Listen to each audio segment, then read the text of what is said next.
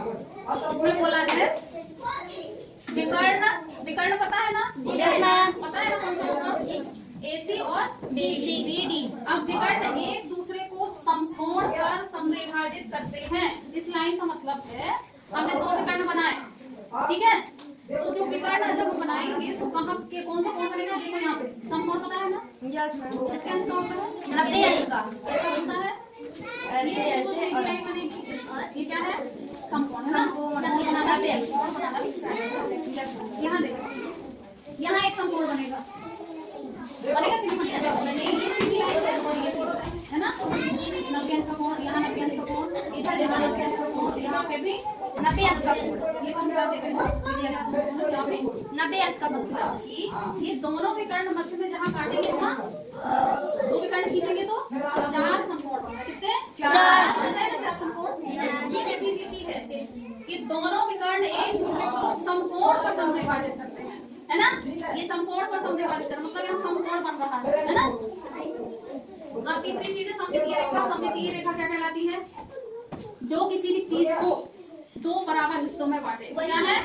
सममित। हाँ, जैसे कि इस चित्र में सममितीय रेखा क्या कहलाएगी? विकर्ण ही कहलाएगी। क्या कहलाएंगे? विकर्ण। इसमें कितनी सममितीय रेखाएं हैं?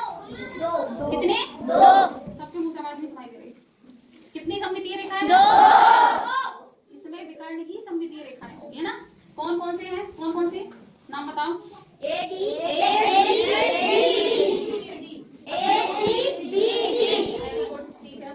अब देखो यहाँ कोणों का समद्विभाजन। अभी भी बताया था समद्विभाजन क्या होता है, उसका अर्थ समद्विभाजन। अब हमें यहाँ बताना है कोणों का समद्विभाजन, ठीक है? एक कोण 2 3 4, यहाँ पर दो रेखाओं के बीच में कोण बनता है ना? इसके दोनों विकर्ण शीर्ष कोणों को, शीर्ष कोण मतलब जो यहाँ ये कोने 1 2 3 4 कितने शीर्ष कोण है? 4 3 4।